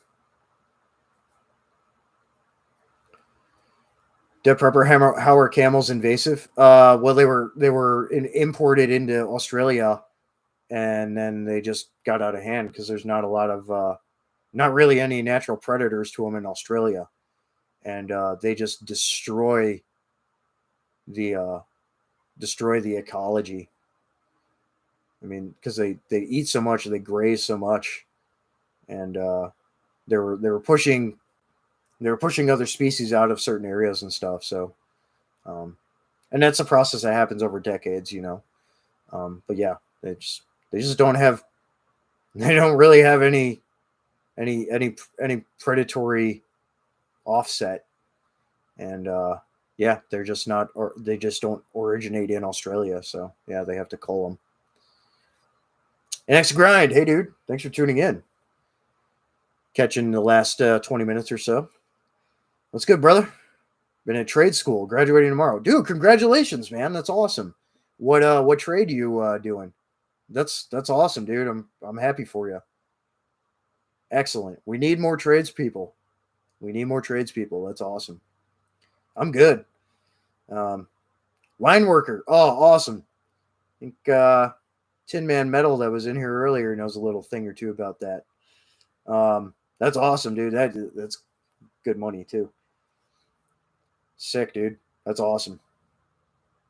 Outstanding. I'm doing good though. Keeping busy with all the music stuff and then the Camel brand stuff and everything, and all that jazz. So Waiting for some more work contracts to come through, to kind of finish out the rest of the season in the early autumn and stuff. And then as long as the camo brand keeps with the traction and everything, I don't think I'll have to do any more security consulting as of next year, which will be good. I can focus on the camo brand for business then. But yeah, otherwise just good, doing good, man, doing good. Yeah, it is. Yeah, so it's a process, as your name alludes. In a different way, it is a grind right now. I'm still kind of getting up that biggest hill right now. I'm waiting to hear back from the textile printer right now and kind of finalize printing and production agreement with them, and then I can finish the licensing partnership contracts with the couple of gear companies that are ready to go, and then they can start ordering yardage. I'm kind of facilitating that in a print to order element between the company and the printer, the various gear companies and the printer. So patterns are not available yet, so I'm working on it, and I'm still trying to find a uniform manufacturer. There are not many U.S. based uniform manufacturers that make and retail for the public market. Proper is one of them, one of a few. A lot of the uniform manufacturers in the States are GS Supply, or, and I don't do retail with my brand. It's all partnership and supporting businesses that have those logistics in place already and stuff, and just how my business is structured with licensing. Some of the other companies that would be willing to do domestic uniform production want super high quotas. Like we're talking 500 plus uniforms in a bulk production, which I don't have money for or the space for, until more stuff can take off. And then at that point, maybe, but yeah, there's not many options for uniform manufacturers in the States, unfortunately. And I'm not willing to make compromises on certain things to include American production values, to go to TA or overseas production. So that'll have to wait for now, but other gear will ideally start being made soon once all this other formal stuff is finished up. So thank you, Dip Prepper. Yeah, I'm excited about it too. It is a process. This part is the longest and hardest part of the process, is securing the printers. And then getting the licensing and distribution partnerships with the companies on that end, which that's a lot easier to do than this process that I'm in right now. That's taken the longest. So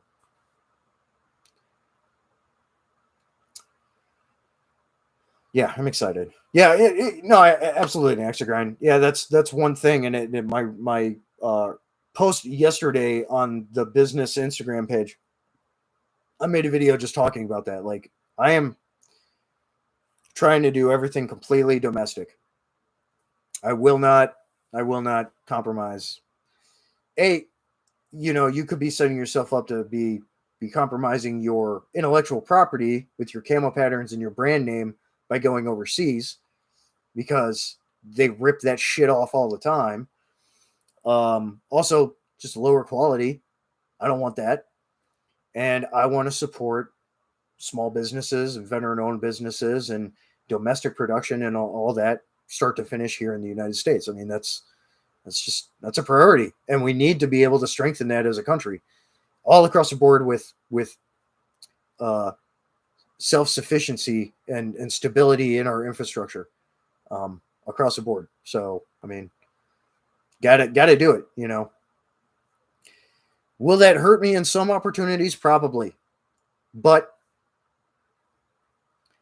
I'll have a more reliable, qualitative, and resilient base of sourcing, production, and consumer support by doing so as well. So, I mean, it's kind of a no-brainer.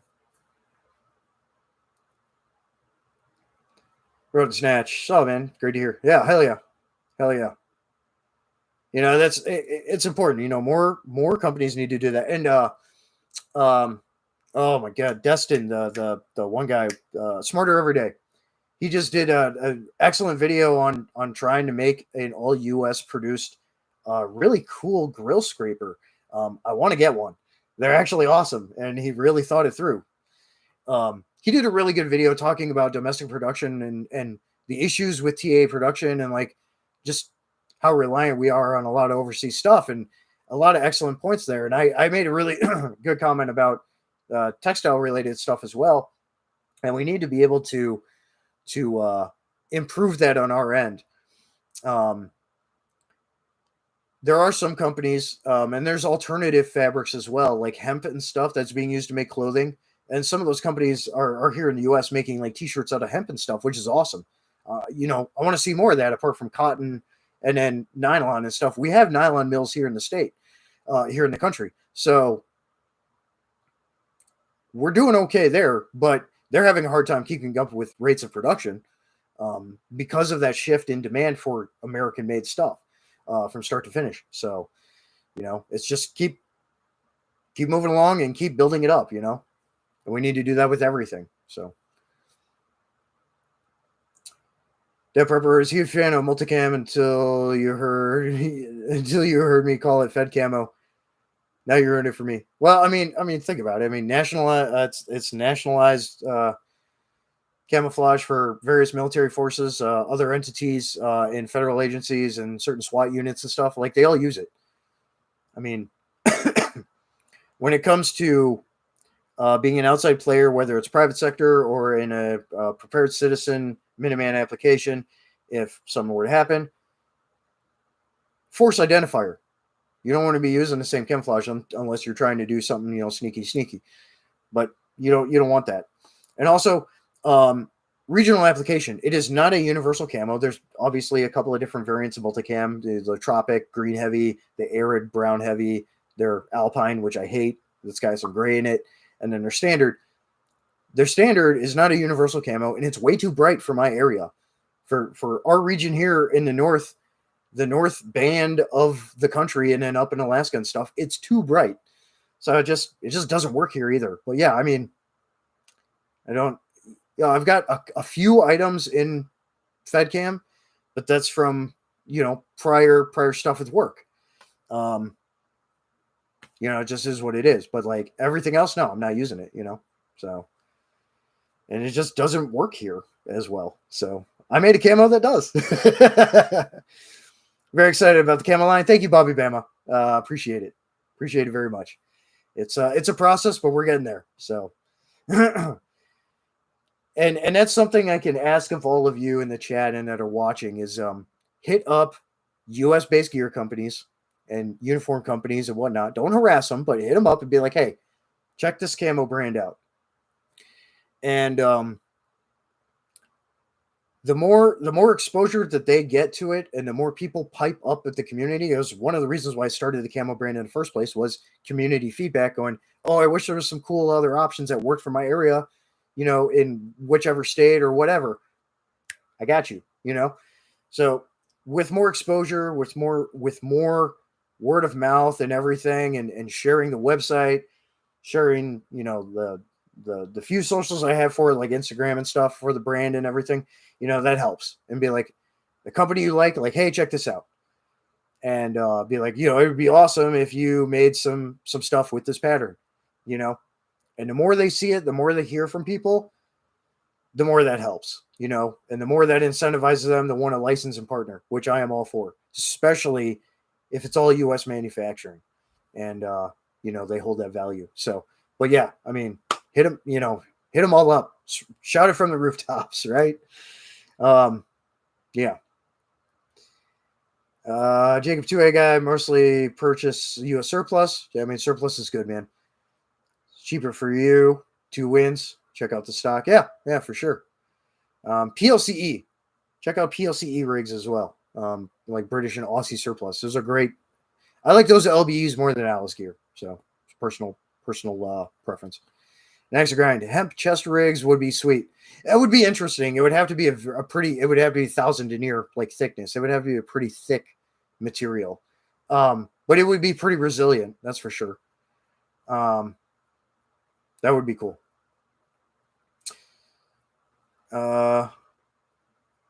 Waffly Arm, what part of Canada was CAD made for? I don't know. They're forests. I mean, they have dark, dense forests. The same with Finnish MO5. Same principle. Dead Prepper, what was the idea behind Fracti Camo? So, getting a lot of feedback from the community going, I wish there was some more options for camo patterns because, like, other patterns, like the companies were just not producing enough, or they went out of business or whatever, and surplus was kind of drying up, and some of those patterns just aren't conducive to certain regions, or they're just easily identifiable, or like with multicam OCP, you don't want to look like the feds, whatever it is. So between all that feedback, and I was already quietly working on some designs of camouflage patterns with a lot of influence from historical and then European and American styles of camouflages, and kind of mashing it all together. That's where the idea came from. So the Dutch military had just come out with their NFE fractal pattern, fractal camo, not terribly long ago. And it's similar to some of your Flecktarn and Tropentarn and all that from the various like Scandi countries and Germany and Austria and stuff. And the multi-terrain NFP is pretty cool, but again, it's in those multicam colors. The regular NFP is kind of weird. I don't see how the colors that they chose for that really work anywhere. It's kind of weird. So I took American principles, especially with sizing and scaling in some elements, whether I was taking from 6-color desert chocolate chip with the chips, or the scaling size of like M81 Woodland or British DPM or whatever. And then some of those European elements, especially with kind of that Flecktarn and fractal style of patterning, and some American patterns that also kind of have fractal patterning or are more effective in their design aesthetics, like Pencott. Also with the German company Concamo with Ghost Hood and stuff.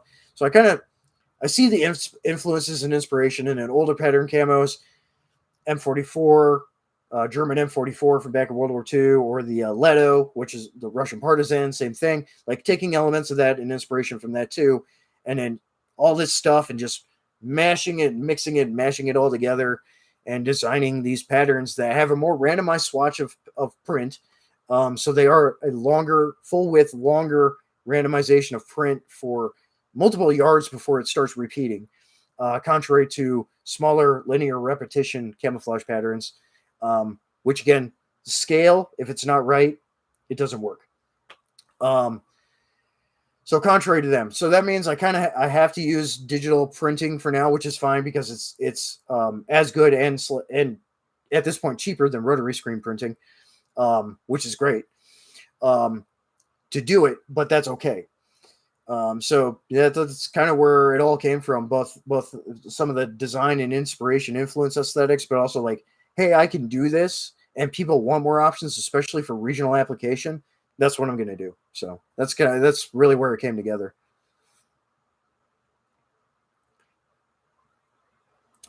What's the site?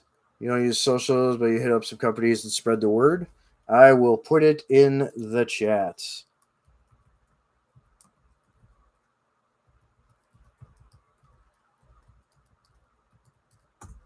There you go. Fracti, Fractal Spectral Camouflage Systems. It's a pretty simple. I like the design of it, but it's a pretty simple website. Got a lot of mock-ups. Talks about the history and the background and stuff at the beginning. A lot of mock-up stuff, testing, prototype, like all that, and then licensing inquiry, and a link to the social is at the bottom. So. Lawfully, would I sell to the military if they did select Fracti? I mean, it would be in a small capacity. I would only foresee certain units, maybe certain soft application. Maybe I know. I was kind of joking, but I did tag Space Force about the MU pattern, the Mountainous and Urban, because it looks like it would work pretty damn well on the moon. I did tag Space Force on that, which is kind of funny. I never heard back anything, obviously, but I think if it were, it would just be small contract stuff. It wouldn't be like a large scale adoption because they're already hell bent on using OCP for whoever knows how long at this point, which is fine. Small contract, I mean, yeah, sure, because it would be a limited application for that. I really want it to be more accessible to the domestic public consumer market as much. And again, with the printing needs, there's only a couple of companies that do digital printing, even for GS supply, for government contracts. So it would be fairly limited in that regard anyway.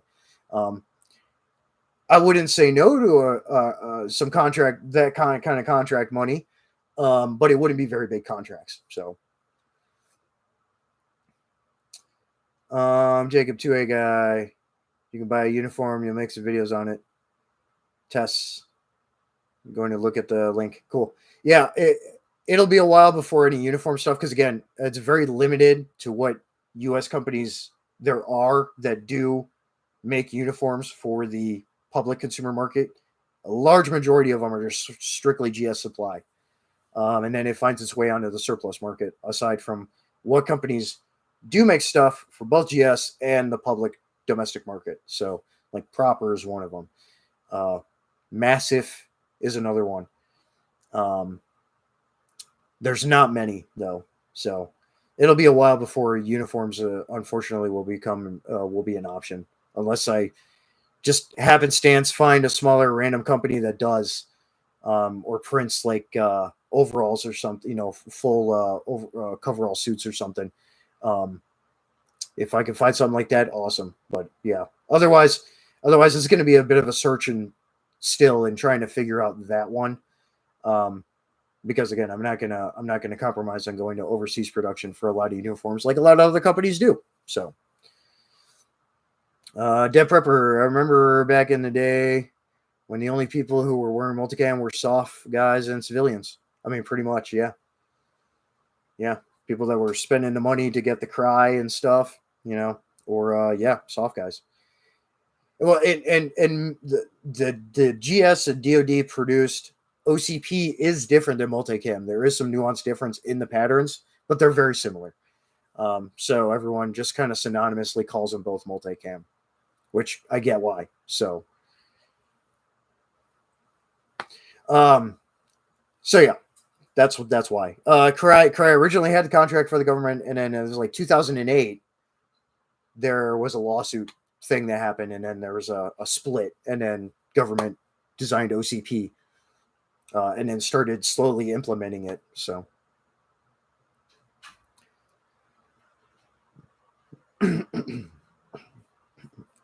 they should have never dumped money into freaking UCP or the ABU UCP Tiger Stripe. They should have never dumped money into those. They should have just kept using M81 Woodland and 3-color Desert, and then Marpat and all that until the OCP stuff, because that was a lot of wasted taxpayer money, and it didn't freaking work. So it was terrible camouflage, and I know because I had to wear it. So it was bad.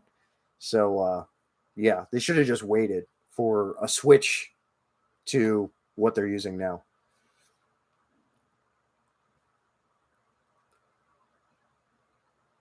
What are my thoughts on digital camo patterns? This will probably be the last question for the live here. So my thoughts on digital camo patterns, they're okay. Honestly, I think the best of digital patterns is the Pencott patterns. But again, hard to find. Very limited production of that stuff now. And that's one of the more modern, recent digi patterns. Ghosthood is partially digital as well. A little more organic, though. Those are probably two of the best. Not a fan of it otherwise. Digital, when it's up close, it just doesn't look as good as a more naturalized, organic-looking camouflage pattern. And also, the scaling, the size of the scaling of the pattern itself is not correct. Further you get away, you blob out, and you get a pretty hard profile. Marpat only works in certain woodlands. The green has a little too much blue in it, and it depends on the dye mixture and stuff, but has a little too much blue in it for certain areas, like up north here. It works better in like southern forest, like in the Carolinas. which is where they tested it primarily. There's things like that, nuances like that. But it just blobs out. And a Finish MO5 works pretty well too, but still not a big fan of it. It works okay, but their winter snow MO5 works good. I still say brown is better than gray in winter camo, especially for in the woods. There is a lot more brown than people realize. And that's what I found with my testing, both in DIY prototype precursors and then otherwise in all my testing that I've been doing and have done over the years. It just works better. Where there's less to no foliage of any kind, dead or otherwise, like then use gray in a little mix with over whites or just plain over whites. But in the woods, you want a little brown in there instead of gray. But yeah, like digi patterns overall, I think they're fairly finite in their use and application. And like you see with OCP and stuff and other patterns, to include mine now and other brands like Nemesis and stuff that are coming out, they're not digital. And there's a reason for that. So, or multiple reasons for that. So that kind of solidifies my viewpoint on it. So UCP, dude, it wasn't even about recruiting. It just looked bad all around. It's just bad. They wasted way too much money on UCP.